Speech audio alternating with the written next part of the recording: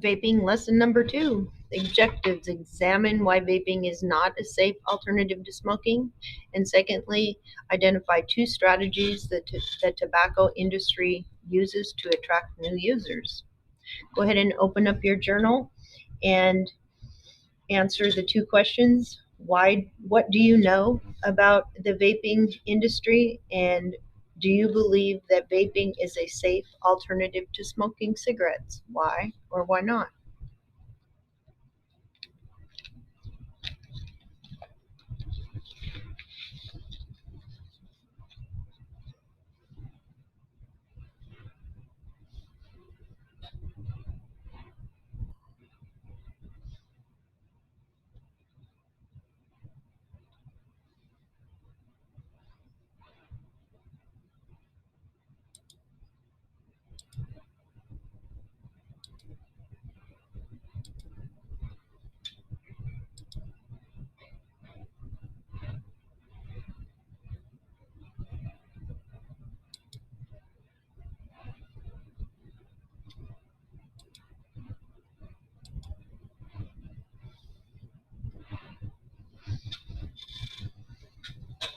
And the title of this presentation is Pod-Based Systems: the Tobacco Industry's Effort at Reinventing the Cigarette.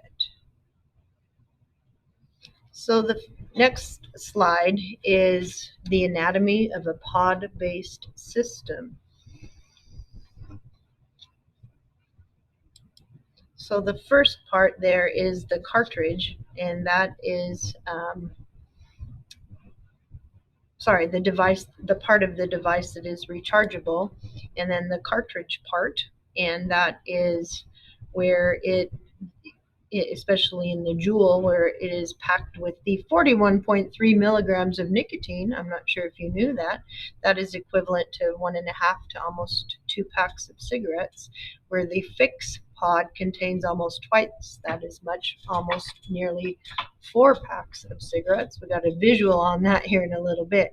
That's a little bit concerning because most teens maybe not know that, and really teens' brains are pretty much defenseless to that amount of nicotine, especially if they're starting out on vaping as opposed to starting with cigarettes.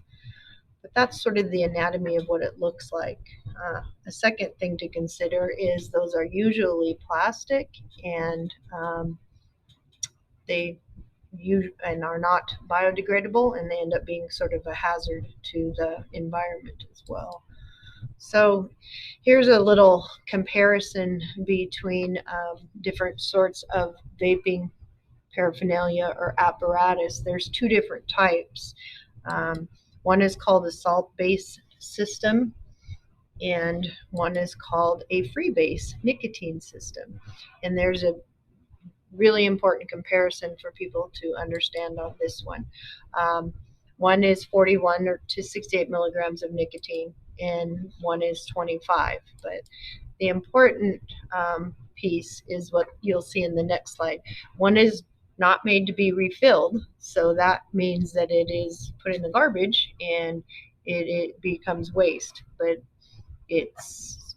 what it's made of becomes waste that ends up in a landfill somewhere.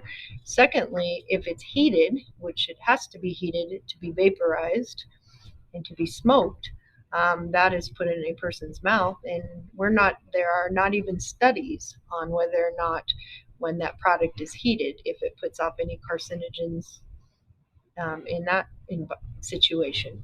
And the other one has a refillable tank with the liquid. But let's look at the difference between a salt-based nicotine and a free-based nicotine, because there was some studies done by the tobacco industry when they came up with these products. Oops, but that's coming up later. So this is a little bit mind-blowing, actually. So there's our 1 pack of cigarettes is 20 milligrams of nicotine, or 20 cigarettes, and that's what it looks like. 1 Juul pod is approximately equivalent to twice that amount, and you can see a visual there. Actually, plus one. So that's almost 2 packs of cigarettes in one Juul pod. And how much is in a puff bar? 50 milligrams of cigarettes. If you want to see what that would look like in an ashtray, there you have it. And then lastly, a Sorin pod is 90 milligrams of nicotine, which is equivalent to 90 cigarettes. That's a lot of nicotine.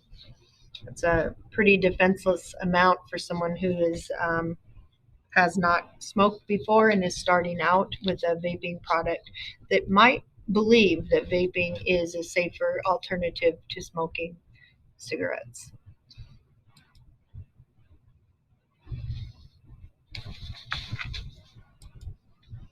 So here's the difference that that we want people to be aware of with salt-based nicotine versus free-based nicotine. And it's no accident. This is based on Juul's mimicking what R.J. Reynolds, and R.J. Reynolds is the second richest tobacco industry in the United States.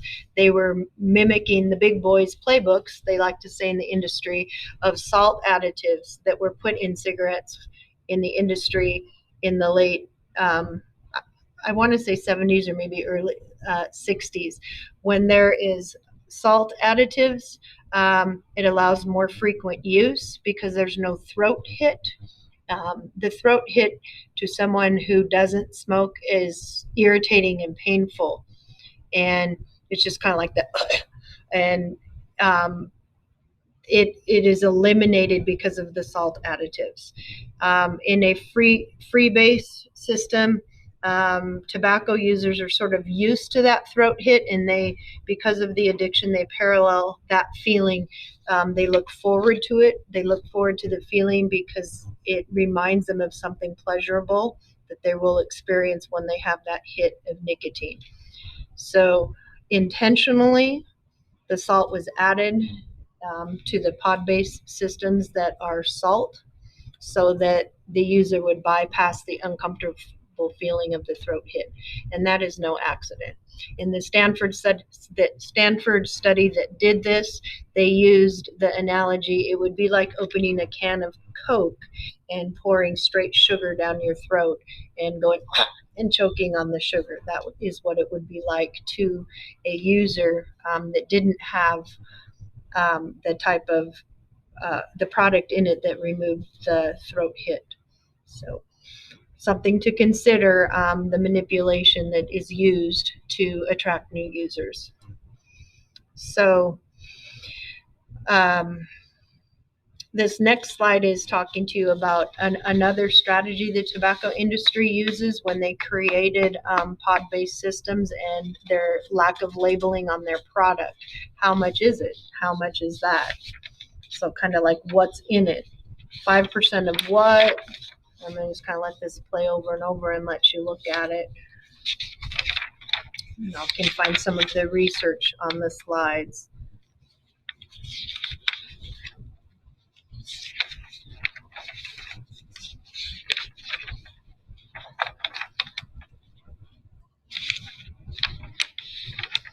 It says that they label their products, their e-juice products, in milligrams per milliliter or percentage of nicotine by weight in percent.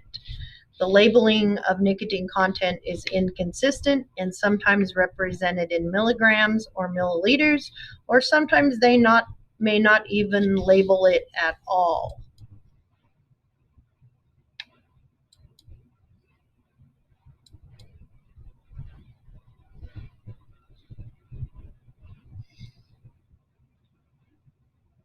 So if you're a little bit confused, so is most everyone else. And there is a belief that this confusion is intentional so that the user might not really know how much they are smoking.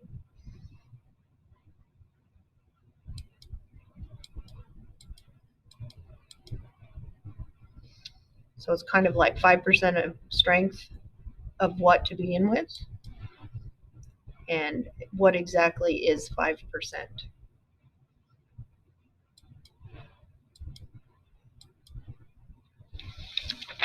An additional piece with this pod-based system, or either it is the flavoring. So we can't forget about the flavorings.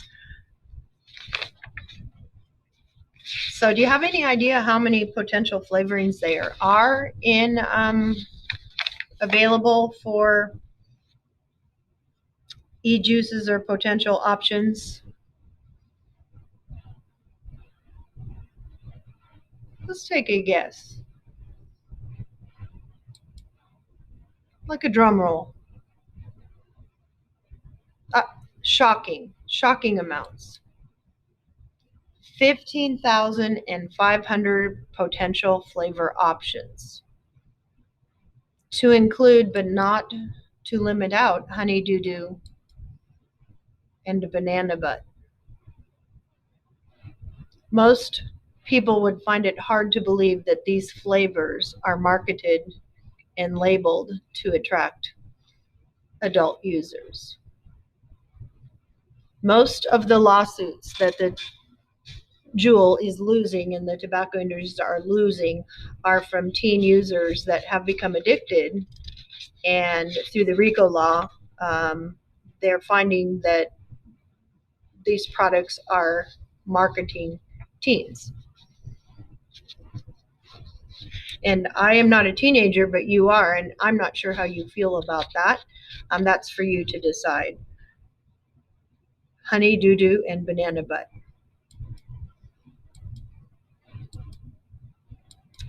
Too many transitions, Ms. Bilak. Another strategy that is potentially out there for the tobacco industry's big boy playbook, they like to call it, is who might this ad be targeting? What audience? Or maybe this one, or this one, or this one, or potentially this one. Who might the target audience be?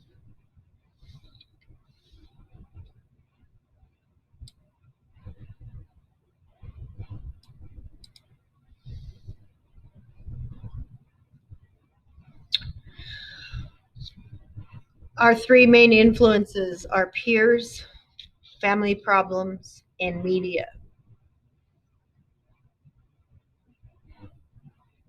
And there's ways around media, and it's social media.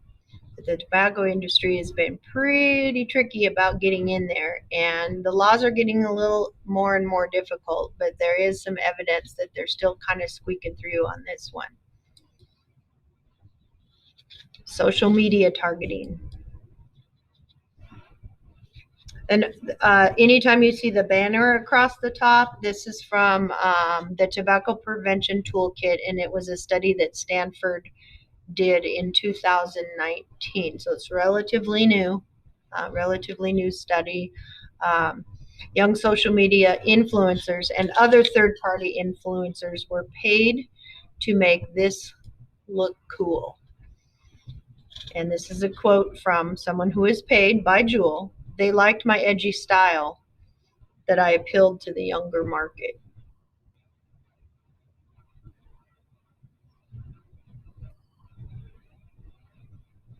So remember, our objective was, what strategies is the tobacco industry using to attract users? They use the media, they're using flavorings, they're using salt-based products to eliminate the throat hit. And anyone who doesn't smoke, that maybe picks up a cigarette or gets that smoke in their throat, it burns and it hurts. That throat hit hurts. A person who is addicted is so immune to that hurt that they associate to the feeling of pleasure of nicotine. That gives you an idea how addicting nicotine is. And you remember from our earlier lessons this week, it is more powerfully addicting than heroin. Nicotine's a tough one. So the vaping industry here it is. This is a quote from the study. Uses the big tobacco companies' playbook to attract new users. And this is kind of current in their current lawsuits. This is no accident. Here's a Chesterfield ad, and here's a South Beach ad, and they're dangerously similar. And in the research, was looking for a current number to share with you. On one of the lawsuits in March 2019, Altaria, which is the second leading cigarette manufacturer, purchased 35% of Juul stake for, oops, that's supposed to be a dollar sign, $12.8 billion. So Altaria must be, yes it is, it's a parent company to Philip Morris, which is a maker of Marlboro cigarettes. So our big daddy cigarette companies are still have their big money in the hands of these pod-based industries. And there, it is a myth that they were creating these to assist people to stop smoking. And there is a population of people that have done that. And we all know people that stopped smoking cigarettes, turned to vaping, and eventually maybe quit smoking. But that doesn't suggest that young people should start smoking by vaping. But evidence is strongly supporting that is why these products were invented. So let's now look at, we know that tobacco is devastating to the heart and lungs, but what if it's delivered in a vape or an aerosol product as opposed to through a cigarette or pipe? So remember, is it a gas, a vapor, or an aerosol? That was the last lesson. There's all kinds of stuff in there. Oh my goodness. Oops, went too far. It is an aerosol, and it's a lot of stuff. So the one piece that is important, and we've all probably heard of it, is popcorn lung. It's diacetyl. I think you said diacetyl. Diacetyl. That's the butter flavoring that's in a lot of the e-juices that does cause an irreversible popcorn lung. It's a very acute, sloppy lung.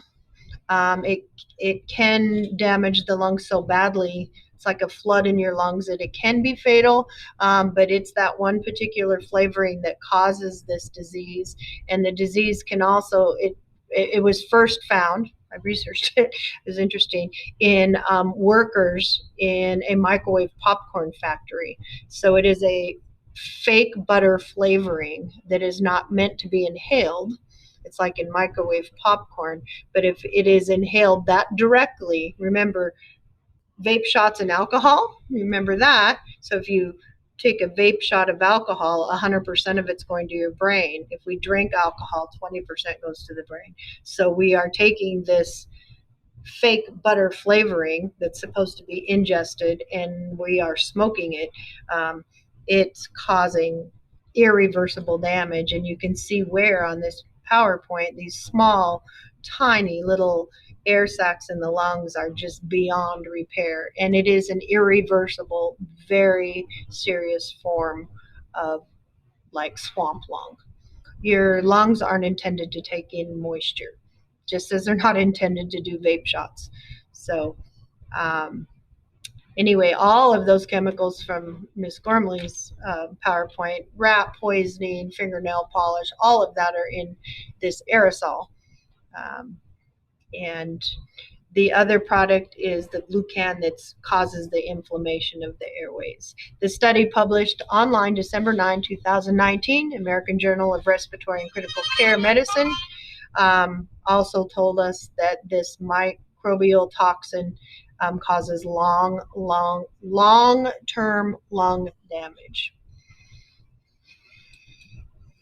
So it's no fun in the lungs. No fun in the lungs. No fun in the lungs. I'm going to check out the Stanford notes here. These are based on recent studies. Obviously, emphysema, destruction of air sacs. The alveoli, air sacs in your lungs, that is where your oxygen is delivered and carbon dioxide is removed. They are just saturated and they are destroyed. That's not a good, healthy situation. You can kind of see what it looks like. Obviously, with this obstruction and chronic pulmonary disease, someone who uses both e-cigs and cigarettes would be at even a higher risk for this.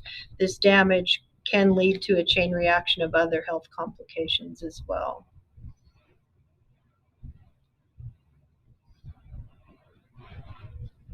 Anytime the lungs are affected in this way, it weakens a person's immune system, obviously, to other abilities to fight off harmful viruses and bacteria. It's also a hit to the heart. Using e-cigs, including products such as Juul, increases cardiovascular health, and the risks just keep piling up. Obviously, you're not able to deliver fresh oxygen. This is kind of what it looks like. The aerosol that's inhaled impairs blood vessel function.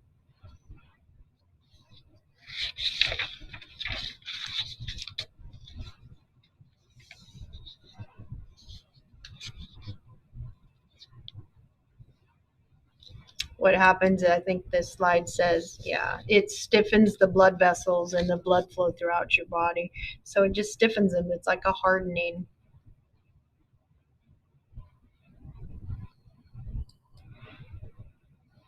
And there's an increased risk of blood clotting. But there's good news. I remember back in advocating for teens against tobacco use, the studies showed that 8 minutes after the last cigarette, the body starts to repair itself. So that's good news about tobacco cessation. So risk goes down after the user quits smoking cigarettes or using a pod-based system. So it's pretty amazing how resilient the lungs can be. So risk does go down after people stop using. So that's pretty good to hear, knowing the amount of teens that are experimenting and are maybe using pod-based systems or cigarettes. The problem is how horribly addicting it is. There is that text quit line. That's pretty cool. You can pop that in your phone and get underway or encourage someone to do that. This is a quote. I'm not sure how you feel about it because I'm not a teenager. Straight from R.J. Reynolds himself in February of 1984. This is when I graduated from college. So I was young then, and I heard this then, and I was furious. Younger adult smokers are the only source of replacement smokers. If younger adults turn away from smoking, the industry must decline. It's still one of the wealthiest industries out there. That's got to change. And here it is again. You can text quit to I quit, or you can call 1-800-QUIT-NOW. There's 2 agencies that are just waiting. Once a person quits, the risks decline. Better yet, consider not starting at all. If that doesn't apply to you, find a way to encourage someone else. Alrighty, go tackle that note-taking guide. Thank you for listening.